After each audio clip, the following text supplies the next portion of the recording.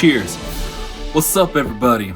Welcome back to ManBunBooks. Today, I want to do a video talking about my top 10 favorite books of all time. I've already done a video of my top 10 series, my favorite series of all time, but there's books that I love that weren't in that top 10.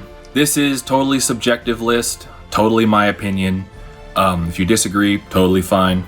Throw down in the comments, let me know what your favorite books are. And if I can convince you to try and pick up one of these, I'll consider that a success. I rate my books based mostly on just how they make me feel, and if I keep coming back to them over and over again. There's books on this list that I've read 6 or 7 times. There's books on this list that I've read once. So I'm kind of all over the place with this. There's going to be some fantasy, going to be some sci-fi, there's going to be some general fiction, might be some historical fiction. We'll see. Big thanks to my brother Brandon, who's a professional editor who is editing this one for me and making it look all pretty and good. Usually I don't really edit my videos, I just kind of ramble about what I'm doing, what I think about books, all that stuff.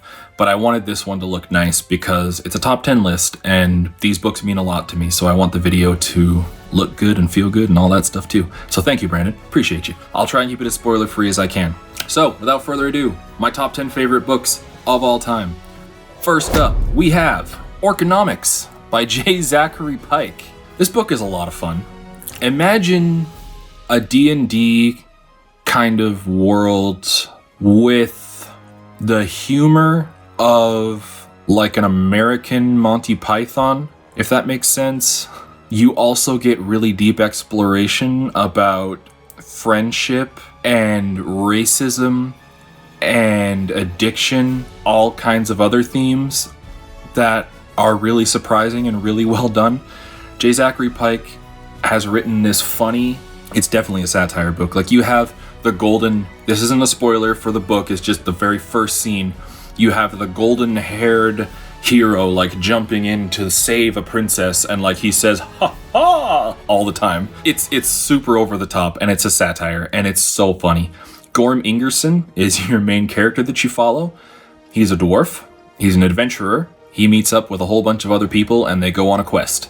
Not going to tell you anything more about it. This book is really, really fun. It's really short. I think it started off as a self-published book and then I think he got picked up by a publisher later. I could be wrong about that. This might just be self-published. It's a great, great read. I've read Orconomics a couple times. I'll probably read it again. The whole series is great, but Orconomics started it and it's still my favorite in the series. So check out Orconomics.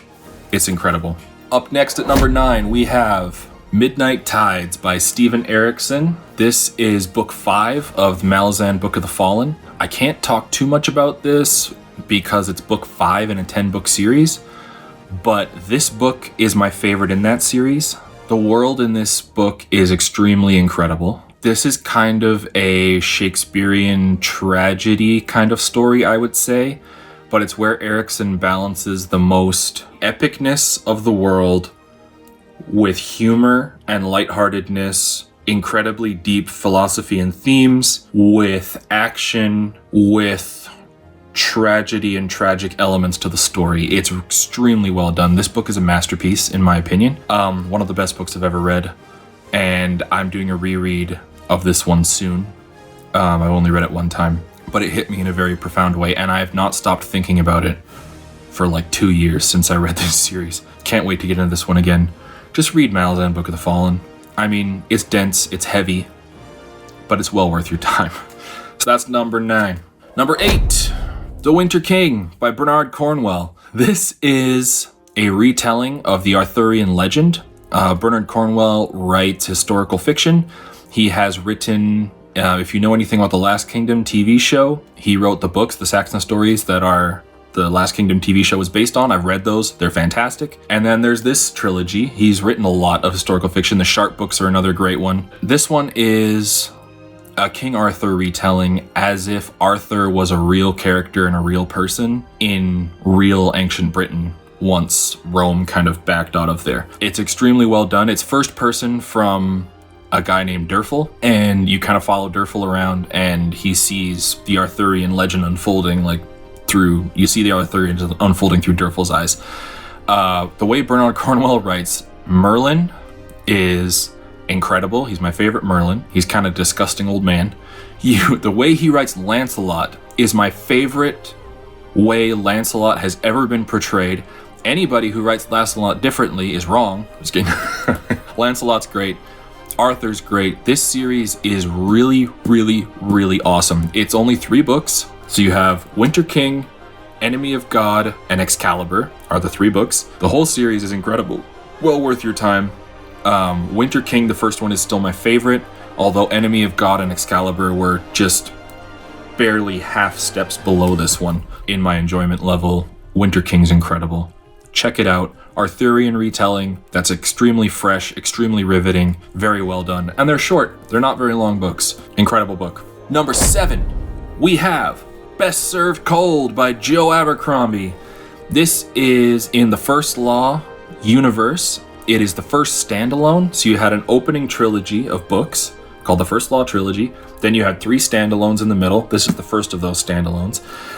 And then a trilogy at the end. This is a revenge story, but it might not be fully about revenge. It might be about something else, which I'm not going to spoil for you. The characters in this book, Joe Abercrombie's character work is so good. Carl Shivers, Monza Mercato, Casca, Friendly's incredible. Castor Morvier, Master Poisoner, he's incredible too. This is basically a revenge story about a woman who goes after the people who take out someone close to her. It follows kind of like a Count of Monte Cristo. It kind of almost feels Tarantino-esque at some points, this story. It can get kind of dark and a little brutal, but it does that on purpose to kind of prove a point. It's just really fun. This book is the one in the First Law world that I've thought about the most, that I keep coming back to the most. I think it's Joe Abercrombie perfectly balancing his brand of dark world, dark things that are happening with humor, with philosophy, with deep characters, with turning kind of the things you've come to expect in fantasy stories and kind of flipping them over on their head. It's just a really well done book. And you can read this by itself. I mean, I don't think you should. You probably should read the First Law trilogy first and then read this one. But you can read this one as a standalone if you want to. I just don't know why you want to, because the whole series is incredible. So, Best Served Cold. Great book. Up next, at number 6, we have Ship of Magic by Robin Hobb. This is book 4 in Realm of the Elderlings. It's book 1 of the Live Ship Traders trilogy. So you have the Farseer trilogy to start the series, then Live Ship Traders, then Tawny Man trilogy, and then Rainwild Chronicles, which is 4 books, and then Fitz and the Fool trilogy at the end. Book 1 of the second trilogy, Live Ship Traders. This book is so good. This trilogy is so good. You can read it as a standalone, this trilogy. It's Ship of Magic, Mad Ship, and Ship of Destiny. There's basically these traders, not traitors, but traders, who have these things called live ships, which are sentient ships that have personalities and stuff of their own and can talk and everything, that travel around trading with people. There's pirates in these books. There is islands. There's ship stuff. It's super fun. The way Robin Hobb writes family dynamics, relationships, deep characters, and the way she explores mental health in these books are second to none, in my opinion, especially with a character named Captain Kennet and a ship named Paragon. That's all I'm going to tell you. This book is incredible. The writing is superb. Hobb's prose is amazing. Like I said, the relationships and the characters are great, and explores mental health in a way that I've never seen before in books. I work in the field of adult mental health and disabilities and all that stuff, so this book resonated very strongly with me. It's well worth your time. Check it out. Ship of Magic by Robin Hobb. I mean, you should check out the whole series, but if you're just wanting to like dip your toe in and see what Hobb's all about, read this one, Ship of Magic. You can read it first, it's fine. At number 5, this is going to be a little bit of a curveball. This is one of my favorite books from when I was a teenager. I reread it in the last 5 years, and it's held up. I've read this book at least 9 times. It's one of my favorite little stories ever. I live in the north in Canada, and so any stories about dogs and wolves and stuff in the north was something I resonated strongly with. So number 5 is Snow Dog by Jim Kelgard. You can see how beat up this thing is. This is a story about a dog who is half wolf, who is birthed in the wild. The villain of this book is the black wolf, who kills his brothers and sisters when they're still puppies. And it is a story about the dog falling in love with a man and forming that bond, a trapper who lives up in the north in a cabin, and they come to trust each other and have an adventure together. This book brings tears to my eyes. The story's just really, really good. Jim Kelgard's writing is very, very good. You can feel the cold and the bitterness and the harshness of the northern wilderness in this story. Well worth your time. Snow Dog, anything by Jim Kelgard, honestly, he writes a lot of animal books. There's one called Haunt Fox, about a fox and a boy who hunts foxes. That's really, really good. Stormy is one about a black lab that's also really good. Those are two of my other favorites from him. But Snow Dog is my absolute favorite. I love this book. Maybe not as deep or as well written as some of the others maybe on this list, but it has a very, very special place in my heart. And it's a story about a puppy dog, so what more do you want? Check this one out. Snow Dog, Jim Kelgard. Top 4. These 4 are my favorite 4 books of all time. I love these books. I love these stories. I will come back to them again and again. Sometimes these things switch places, and sometimes number 4 will be 1 and number 2 will be 1 or whatever, but these top 4 are pretty consistently locked in as my favorite books I've ever read. For today, number 4 is Lonesome Dove by Larry McMurtry. This is a Western. It is like the Western in my opinion. It's a thick, chunky boy. Look at how chunky boy like me. Man, McMurtry's writing in this. You can have cowboys sitting on a porch just talking about what they're gonna have for dinner for 80 pages, and you're just like, stuck to the page the entire time. I don't know how he does it, but this is incredible. This is about 2 retired Texas Rangers who have a cattle ranch in Texas. Is it in Texas? I think it's in Texas. And they go to drive a herd of cattle, their last big drive from Texas to Montana. And it's their adventure along the way. The writing is so good. The characters are so good. The relationships are so good. This book is very, very dense and very, very long, but it is so worth it, man. You just sink into the West. He shows you how dangerous it is, of like, you can jump off of a horse and kind of scrape your leg on a piece of the saddle or whatever, and all of a sudden it's like, oh, you have gangrene, you're dead now. Like, it's just things you don't expect. He takes you to some pretty gritty places. Probably a trigger warning for this book. There's a couple things in here that are pretty dark and intense. It's one of the best books I've ever read. I want to reread it as soon as I can. It's so good. The character work alone is well worth your time. Lonesome Dove. Check it out. This also won the Pulitzer Prize, by the way, so you know it's good. Number 3. 3 shall be the number thou shalt count, and the number of the counting shall be 3. We have Lies of Locke Lamora by Scott Lynch. This is book 1 of the Gentleman Bastard series, and I love this book. Locke Lamora, con man, runs a small gang in this city that kind of reminds me of Venice. It's like inspired of Venice with like the canals and everything, in like a Renaissance kind of world with Italian, French, Spanish influences all through this. You have dukes, you have the lower people. The dukes and everything pay protection to like the mob boss so that the gangs don't rob them. They only rob like the travelers and stuff that come in. But Locke might have other plans. You follow this little gang of misfits. The dialogue in this book is unmatched almost anywhere else. I've read a couple other stories that the dialogue is really, really good, but Lies of Locke Lamora, the dialogue in here is my favorite.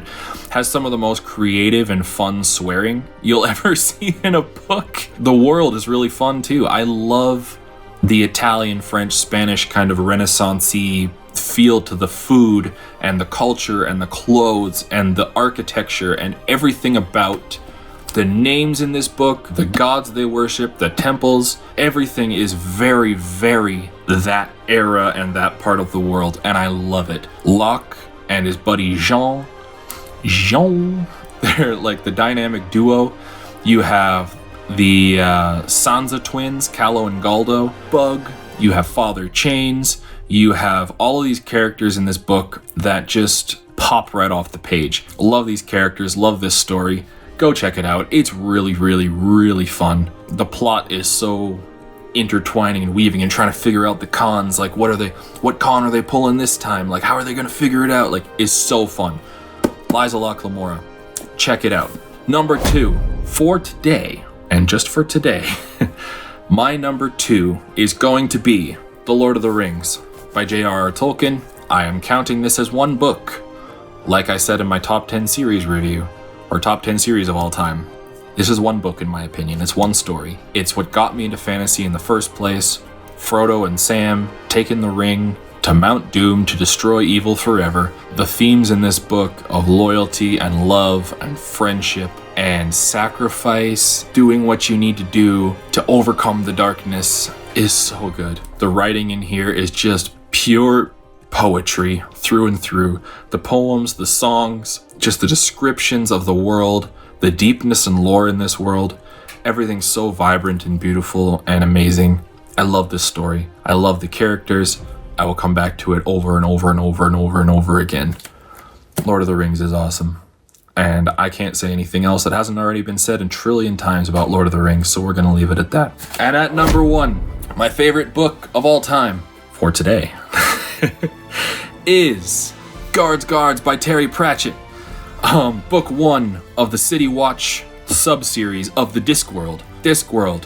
Great-Atuin, the Sky Turtle, flying through space, 4 elephants perched upon his back, and laying on top of the 4 elephants' back is the Discworld, this planet that has humans and dwarves and elves, all kinds of other fantasy creatures and vampires and witches and wizards and all kinds of stuff. Terry uses this really funny, out-of-the-box, hilarious world to explore some really deep themes.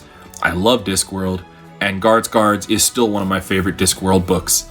One of my favorite books, probably my favorite book ever right now. This is where we meet the City Watch in Ankh-Morpork, the character of Samuel Vimes, who is a drunken City Watch commander who lays in the gutter and drinks and sings all day. The opening of this book with the elucidated brethren of the Ebon Knight is one of the best openings to a book I've ever read. And it's all like, hooray, hooray for the spinster sister's daughter. You'll know once you read it. It has everything that's awesome about Monty Python sketches and British humor and everything that's awesome about fantasy all rolled into one.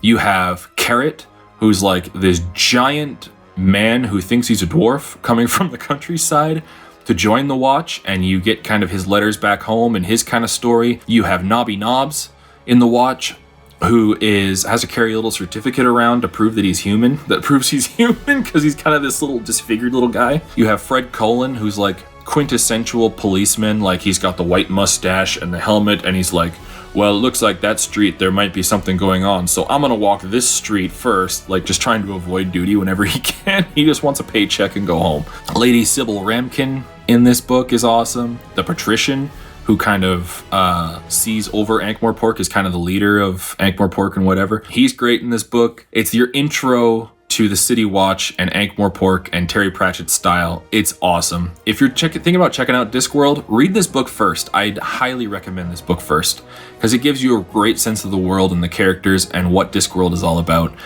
I've read this book 4 times. I'm gonna read it again sometime. I go back to it whenever I'm kind of having a tough time and I need something just light that makes me feel good, makes me laugh, and it kind of just pulls me out of the muck. I love this book and I love this series. Guards, Terry Pratchett. Check it out. That has been my top 10 books of all time. This could change down the road depending on what I read. We'll see. Thank you guys, everybody, for watching. Appreciate you all. Thank you again to Brandon for editing this. I love you, bro. I hope you all have a fantastic day. Let me know down in the comments what your favorite books are, and we'll start a discussion there. Be kind to each other.